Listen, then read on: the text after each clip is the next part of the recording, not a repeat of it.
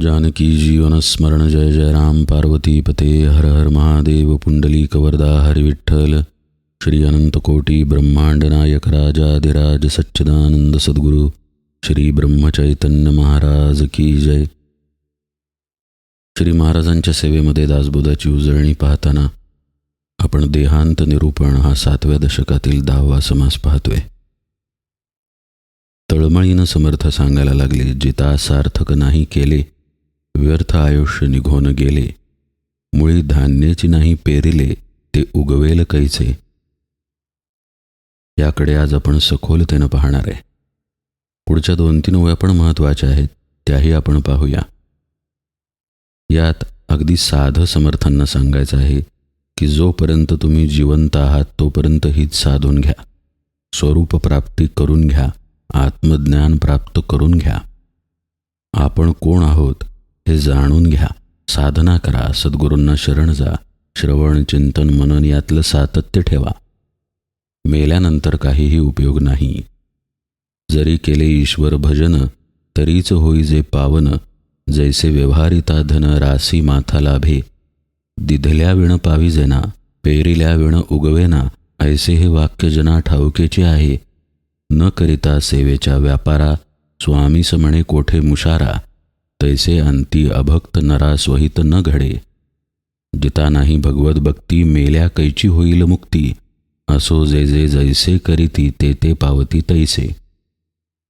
अशा या पुढच्या 3-4 ओव्या. आणि सुरुवातीची ही ओवी, जिता सार्थक नाही केले व्यर्थ आयुष्य निघून गेले. आपण जिवंत आहोत हे तरी आपण नाकारणार नाही ना. हे निरूपण ऐकतोय, विचार सुरू आहेत, आपल्याला समजत आहे, आपल्याला भान आहे आजूबाजूचं, आपल्या देहाचं. हे आपल्या जिवंतपणाचं लक्षण. कुणी जर आपल्याला विचारलं की कशावरून जिवंत आहे, तर अशाच प्रकारचं आपण काहीसं उत्तर देऊ. पण याच्या खोल आपलं जिवंत वेगळ्या ठिकाणीही स्पंदन पावत आहे, आणि ते ठिकाण आपल्या चिदाकाशामध्ये आहे. या सगळ्या बाह्य खुणा झाल्या की आपल्याला आपल्या देहाचं भान आहे. आपण स्त्री की पुरुष, आपलं नाव गाव वगैरे वगैरे, शिवाय सांगितलेलं कळतं, निर्णय घेता येतो, विचार सुरू आहेत. हे सगळं बाहेरच्या बाहेर घडत आहे. आत कुठेतरी आत्मस्वरूप आहे, म्हणून या जिवंतपणाच्या खुणा बाहेर दिसून येतात. पण आपल्यामध्ये अशी एक खूण आहे जी आपल्या आत्मस्वरूपाच्याही जवळ आहे आणि बाहेरही प्रगट होत आहे. आणि ती खूण म्हणजे आपले श्वास आहेत. श्वास ही आपला देह आणि ब्रह्म यांना जोडणारी एक साखळी आहे. पहा, हे श्वास आहेत म्हणून खरं म्हणजे आपण आहोत, आणि हे खरं आपलं जिवंतपण आहे. पण तिकडे आपलं विशेष लक्ष जात नाही. सुरू आहेत ते.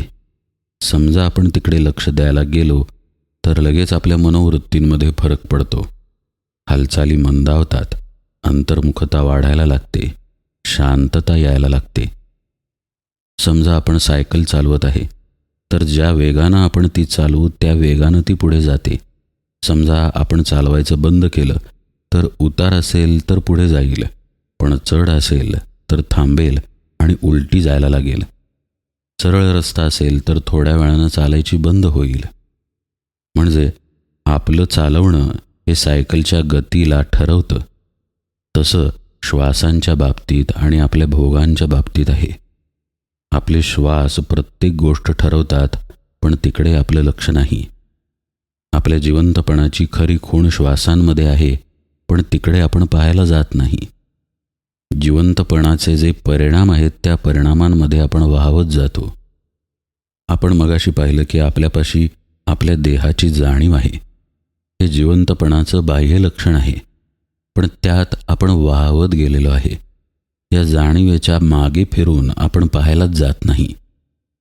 समजा खिडकीत आपण उभे आहे आणि खिडकीतून बाहेरचं दृश्य दिसत आहे, आणि त्या दृश्यामध्येच आपण समोर असून गेलो तर आपण एका क्षणी हे विसरून जाऊ की आपण घराच्या आत आहोत, खिडकीच्या अलीकडे आहोत, आणि पलीकडच्या दृश्यात आपण रमून गेलो आहोत. आपण दृश्यात भान हरपल्यामुळे हे घडलं. तसंच देहाच्या बाबतीत आपलं झालेलं आहे. देहाची जाणीव आणि देहाच्या इंद्रियांमार्फत होणाऱ्या गोष्टी हा जिवंतपणाचा बाह्य परिणाम आहे.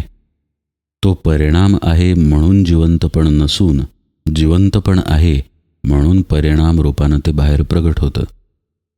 पुन्हा आपण खिडकीचंच उदाहरण पाहूया. आपण खिडकीत उभे आहे आणि बाहेर झाडावरती एक पक्षी आहे, किंवा झाडाच्या खाली एक माणूस उभा आहे आणि त्याच्या हातात छत्री आहे. आता आपल्याला छत्री दिसते, एवढंही कळतं की काहीतरी ऊन लागत असेल किंवा पावसाची शक्यता असेल म्हणून त्यानं छत्री जवळ ठेवली आहे. तो पक्षी कुठला आहे वगैरे वगैरे हेही आपल्याला कळतं. पण आपण झाडावरती नाही, आपण त्या माणसापाशीही नाही, आपण तो माणूसही नाही. तरीही आपल्याला हे सगळं खिडकीच्या अलीकडून कळतं. लक्ष देऊन ऐका बरं का. म्हणजे आपल्या वृत्ती त्या व्यक्तीशी तदाकार झाल्या की तो व्यक्ती कोण आहे, कशासाठी आहे या संबंधीचा विचार आपल्याला कळतो. झाडाशी तदाकार झाल्या की त्या संबंधीचा कळतो. पक्ष्याशी तदाकार झाल्या की त्या संबंधीचा कळतो. आपण मुळात हे काहीच नाही, तरी हे ते सगळं कळून येतं. पण ज्याला कळतं तो आपण मात्र खिडकीच्या अलीकडेच आहोत. पण हे जेव्हा आपण विसरतो आणि दृश्यामध्ये तदाकार होऊन जातो, तेव्हा मात्र आपण कोण आहोत याचाही विसर पडतो. जणू आपण ते झाडच व्हावं, तो पक्षीच व्हावा, तो मनुष्यच व्हावा, ती छत्रीच व्हावी असं आपलं होऊन जातं. आणि हे कशाच्या मार्फत होणार? अर्थातच आपल्या मनाच्या मार्फत. कारण तत्वतः आपण तर खिडकीच्या अलीकडे आहोत ही वस्तुस्थिती आहे. तर मला आता त्या पक्षाशी एकरूप व्हायचं असेल तर मनानंच व्हावं लागतं. तसं आपण मनाच्या योगानं दृश्याशी एकरूप होऊन जातो. म्हणजे मध्ये मन आहे, याचा अर्थ असा की मन जर काढलं तर आत्मा आत्म्याच्या ठिकाणी शुद्ध स्वरूपानं आहेच आहे. दृश्य बाहेर असो नसो त्याच्या स्वरूपावर परिणाम होणार नाही. आणि त्या आत्म्याच्या ठिकाणी आपलं खरं जिवंतपण आहे. जसं आपणच खिडकीच्या अलीकडे नाही तर पक्षाला, झाडाला, माणसाला, छत्रीला पाहणारा येणार कुठून? हे कळणार तरी कुठून की कुठला पक्षी आणि त्या माणसाने छत्री का धरली? हे कळवून घेणारा, पाहणारा आहे म्हणून पाहिलं जातं. तसं आपलं जिवंतपण आपल्या आत आत्म्याच्या ठिकाणी आहे. आणि खिडकीतील व्यक्ती जशी बाहेर पाहते तसं श्वास बाहेर प्रगट होतात. तिथं जेव्हा मन येतं तेव्हा आपण बाहेरच्या दृश्याशी तदाकार होऊन जातो. आणि ही तदाकारतेची प्रक्रिया आपल्या बाबतीत सतत घडत आहे. समर्थ आपल्याला सांगतायत की या जिवंतपणाच्या ठिकाणी साधन केलं पाहिजे तरच नरदेहाचं सार्थक होईल. याचा अर्थ असा की श्वासांचा आधार घेऊन आपण आपल्या स्वरूपापर्यंत पोहोचलं पाहिजे. पुन्हा आता खिडकीचाच दाखला घेऊया. ज्या प्रकारानं आपण बहिर्मुखता आत्ता पाहिली, मनाचा दृश्याशी असलेला संबंध पाहिला, तोच प्रकार आता उलट दिशेनं पाहूया. आता मन आहे ना, तर मन दृश्यात अडकलेलं आहे म्हणून आपण बाहेर गेलेलो आहे. आता त्या मनाला उलटं फिरवलं तर, त्या मनानं जर ठरवलं की खिडकीच्या अलीकडे जो आहे त्याच्याकडेच पाहायचं, दृश्याकडे पाहायचं नाही, तर मग मनाचं प्रयोजन निघून जातं. मनाचं प्रयोजन तेव्हाच आहे जेव्हा आपण दृश्यामध्ये आसक्त होत आहे. दृश्यातील आसक्तीचं प्रयोजन काढून टाकलं की मनाचं प्रयोजनही संपून जातं. जसं आपण जेवणार असू तर आपण घास तोंडात घालणार. जेव्हा आपण जेवतच नाही आहे तेव्हा आपण कोणता घास घेणार आणि तो तोंडात तरी का घालू? घास घेणं हातात आणि तोंडात घालणं ही प्रक्रियाच घडणार नाही जर भूक नसेल. एखादं द्रव्य ढवळायचं असेल तर आपण चमचा वापरतो, पण ढवळलेलंच द्रव्य समोर दिलं तर आपण चमचा वापरू का? मुळीच नाही. म्हणजे जे कार्य करायचं आहे त्याचा भावच जर शिल्लक राहिला नाही तर साधनाचंही प्रयोजन राहत नाही. म्हणूनच मन जेव्हा आत वळतं तेव्हा आता तिथं दृश्य नाही. दृश्य तर बाहेर आहे, आत्म्यापाशी दृश्य नाही. त्यामुळं मनाचं प्रयोजन शिल्लक राहत नाही आणि मग मन या आत्मस्वरूपामध्येच विरघळून जातं, मुरून जातं, नाश पावतं किंवा लय पावतं. आता हे आपोआप होणार नाही, यासाठी साधना करावी लागते. त्यामुळं असं करायला जाणं म्हणजे जिवंत असताना सार्थक करणं किंवा जिवंत असताना भगवत भक्ती करणं. हा भगवंत म्हणजे आपणच आहोत, आपलं स्वरूप आहे, आपला आत्मा आहे. त्याची भक्ती करणं म्हणजे त्याच्याशी विभक्त न राहण्याचा अभ्यास आहे. आणि त्याची भक्ती साधणं म्हणजे ती भक्तीची अवस्था आहे जिथे विभक्तपण नाहीच आहे. म्हणून समर्थ म्हणतात, विभक्त नसावे तरीच भक्त म्हणवावे. ही भक्ती, ही अवस्था, ही एकरूपता अभ्यासाशिवाय कशी येईल? कारण निरूपणात आपण पूर्वी पाहिलेलं आहे, आपली बहिर्मुखता हा आपला स्वभाव झालेला आहे. त्यासाठी आपल्याला प्रयत्न करावे लागत नाहीत. खिडकीत आपण उभेच आहोत आणि आपलं लक्ष सगळं बाहेरच आहे. मन इतकं बाहेर गुंतलेलं आहे की तो पक्षी, ते झाड, तो माणूस, ती छत्री हेच आपण होऊन गेलेलो आहोत. आता इथून सगळं आपल्याला उलटं वळवायचं आहे, तर पहिल्यांदा श्रवण धरावं लागतं. ते त्या मनानंच धरावं लागतं जे मन छत्री झालंय, झाड झालंय, पक्षी झालंय. जेव्हा हे मन श्रवण धरतं त्यावेळी त्याच्यामध्ये स्वरूपाविषयीचे विचार यायला लागतात, चिंतन घडायला लागतं, मनन घडायला लागतं आणि मग त्याची दिशा बदलते. खिडकीच्या जवळ आल्यानंतर लक्षात येतं की आपण तर आत आहे आणि हे सगळं बाहेर आहे. अजून खिडकीच्या आत मन आलेलं नाही. आत आल्यानंतर आणखी लक्षात येतं की आपण म्हणजे दृश्य नाही, आपण म्हणजे इंद्रिय नाही, आपण म्हणजे मनही नाही, बुद्धीही नाही. हे केवळ ऐकून कसं होणार? प्रत्यक्ष घडावं लागतं. आणि ती गती आत येण्यासाठी जो श्वास ब्रह्माला आणि दृश्याला चिकटून आहे त्या श्वासापाशी त्याला यावंच लागतं. म्हणून मोठमोठ्या संतांनी श्वासांवरती नाम घेतलेलं आहे. कबीर म्हणतात, सीताराम कहो जी मनमो जबलग श्वास चला तनमो. याचा अर्थ असाही होईल की जोपर्यंत श्वास सुरू आहेत, जिवंत आहात, तोपर्यंत सीताराम म्हणा. पण गूढार्थ आत्ताच आपण पाहिला की त्या श्वासांना धरून नामाबरोबर तुम्ही आत शिरा. नाम म्हणजे अक्षरी नाम किंवा सद्गुरूंनी सांगितलेलं आत्मानुसंधान की ते ब्रह्मच तू आहेस, हा भाव धरून आपल्याला आत शिरावं लागतं. तुलसीदास म्हणतात, 3 भुवन और 14 लोक एक श्वास का मोल. तुलसी कहे राम भजन बिन वृथा श्वास मत खोल. आपण कालच्याच निरूपणात ही ओवी पाहिली. श्री महाराज म्हणतात, नका धरू काही आस, नाम जपा श्वासोच्छ्वास. नका करू हो आळस, नाम जपा श्वासोच्छ्वास. अनेक संप्रदाय आहेत ज्याच्यामध्ये श्वासांवर नाम घ्यायला शिकवलं जातं. असे हे श्वास आपल्या जिवंतपणाची प्रगट खूण आहे, जी इंद्रियांशिवाय पण आहे आणि इंद्रियांमध्ये पण आहे. इंद्रियांशिवाय कशी? त्याचं कारण त्या संबंधीचं इंद्रिय जरी व्याकुळ असलं, अस्वस्थ असलं, तरीसुद्धा श्वासाची उर्मी असते आणि इंद्रिय असल्यानंतर त्या इंद्रियाच्या आधारानं श्वास घेतला जातो. फुफ्फुस आहे म्हणून श्वास आहे की श्वासाची उर्मी आहे म्हणून फुफ्फुस कार्य करतं? अर्थातच श्वासाची उर्मी आहे म्हणून फुफ्फुस कार्य करतं. ते फुफ्फुस कार्य करायचं थांबलं की श्वास घ्यायला अडचण होते असं आपण म्हणतो. श्वास थांबत नाहीत, मग इलाज करावा लागतो आणि श्वास सुरू करावे लागतात.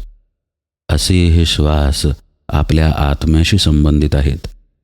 याचा आणखी एक दाखला म्हणजे मनुष्य समजा मेला आणि त्याच्या नाकातून आपण बळजबरीनं ऑक्सिजन आत घातला तरीही तो जिवंत होत नाही. मग त्याचा श्वास कुठे गेला? श्वास घेणारा कुठे गेला? हे जे तिथून जातं ते श्वासांना चालवत असतं आणि श्वास जेव्हा चालतात तेव्हा ते प्रगट रूपानं आपल्या लक्षात येतात. हा आणखी एक त्याचा गुणधर्म.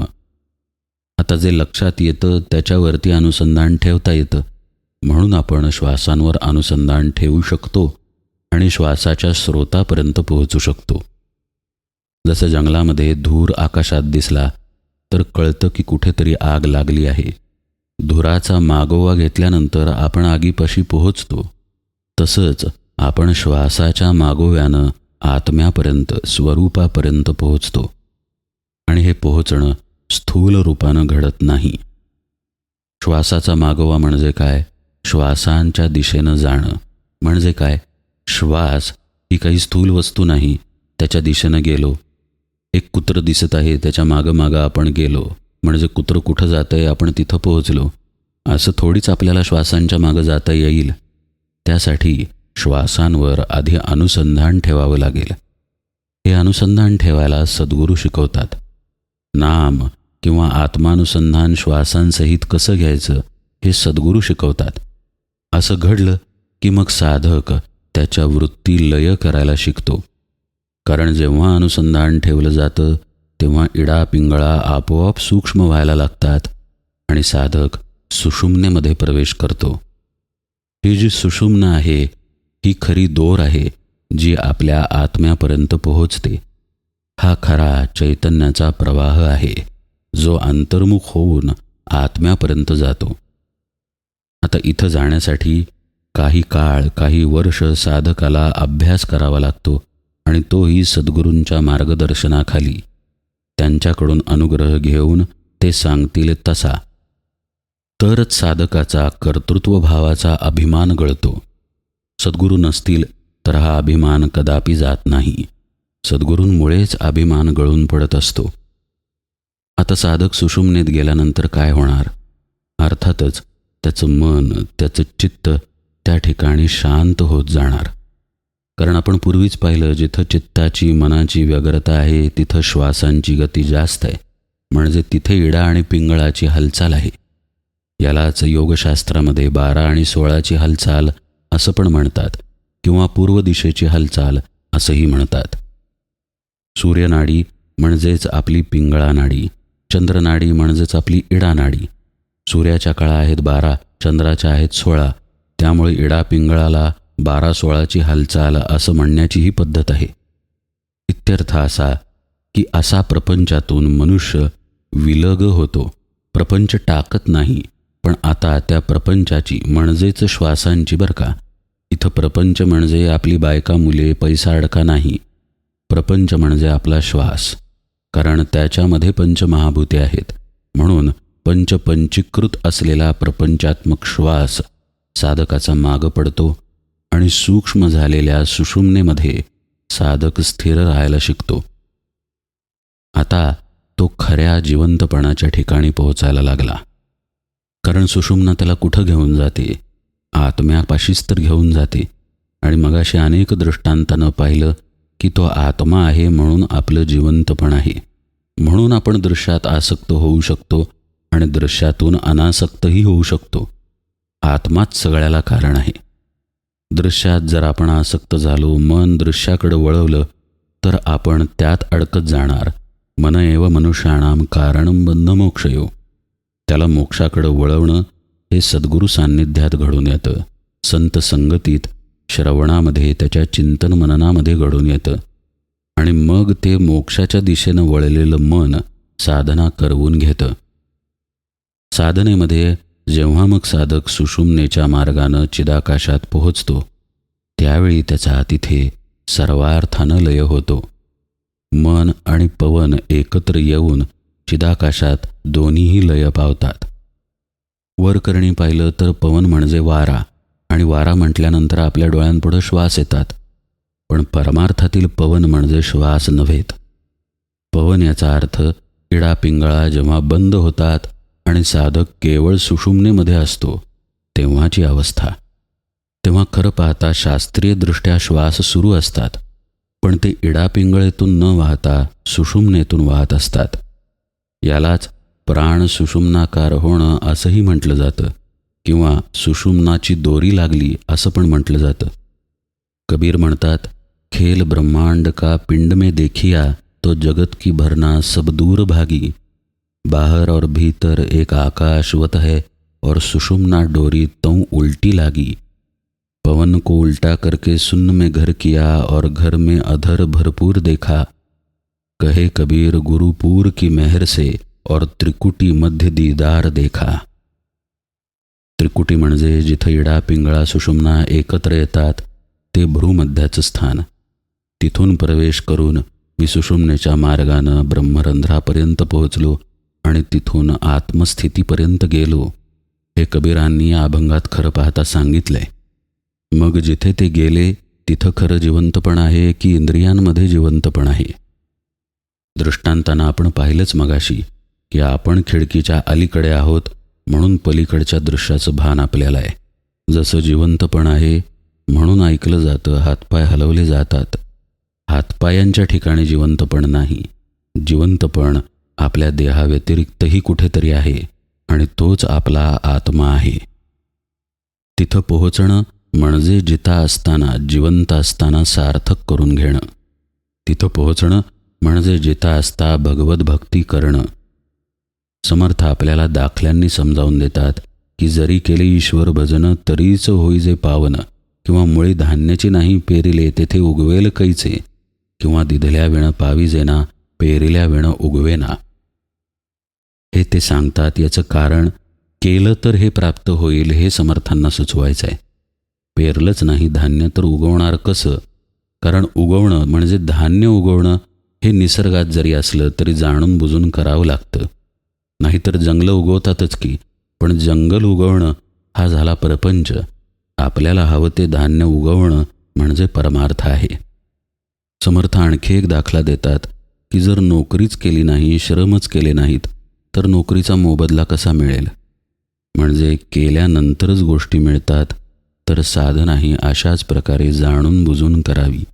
संतांना, सद्गुरूंना शरण जाऊन श्रवण करून, चिंतन मनन करून, त्यांच्याकडून अनुग्रह घेऊन साधनेमध्ये स्थिर राहावं की आपोआप या गोष्टी घडून येतील. आता हे सगळं विवरण ऐकताना एखाद्याला असं वाटेल, आपल्याला तर माहीतच नाही श्वासांवर नाम कसं घ्यायचं. आपल्या सद्गुरूंनी तर श्वासांवर नाम घ्यायला शिकवलंच नाही, नुसतंच नाम घ्यायला सांगितलं आहे. तर तिथे आपल्याला सद्गुरूंनी जे सांगितलेलं आहे तेच करावं हा परमार्थाचा न्याय आहे. कारण श्री महाराज म्हणतात तसं त्या नामाच्या मागे सद्गुरू सत्ता रूपानं असतात, किंबहुना त्या नामातच ते असतात. त्यामुळे सद्गुरूंनी सांगितलं ते करणं याचाही अर्थ असाच आहे की जिवंतपणे सार्थक करून घेणं. सद्गुरूंकडून मिळालेलं नाम घेतल्यानंतरही अंतरात याच प्रक्रिया घडतात ज्या आपण आत्ता निरूपणात पाहिल्या.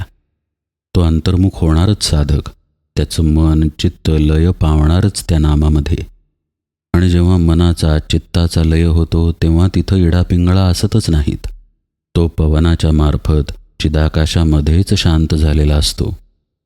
त्यामुळं कसं आहे, सद्गुरू आज्ञा प्रमाण हे एकमेव परमार्थातील सत्य आहे. ध्यानमूलम गुरोमूर्ती, पूजामूलम गुरोपदम, मंत्रमूलम गुरोर्वाक्यम, मोक्षमूलम गुरुकृपा. त्यांच्या मुखातून आलं ते आपल्यासाठी खऱ्या अर्थानं सर्वस्व आहे. त्यांनी सांगितलेलं नाम घ्या तर नाम घ्यावं. त्यांनी शिकवलं श्वासाचं साधन तर ते करावं. ते जे सांगतील ते करावं. तेच जिवंतपणाचं सार्थक. समर्थ म्हणतात, जिवंतपणे ज्यानं भगवंताची भक्ती केली नाही तर मग तो अंतकाळी तरी त्या अवस्थेत कसा जाईल? मेल्यावर त्याला मुक्ती मिळत नाही. मुक्ती, मोक्ष ही जिवंतपणी मिळवण्याची गोष्ट आहे. समर्थ म्हणतात, असो जे जे जैसे करीती ते ते पावती तैसे. जो जे करेल शेवटी त्याला तेच प्राप्त होणार आहे. एवम न करिता भगवत भजन, अंती नवी जे पावन, जरी आले बरे मरण तरी भक्ती विणा अधोगती. समर्थ म्हणतात, भगवंताची जर भक्ती केली नाही तर अंतकाळी तो पावन होणार नाही.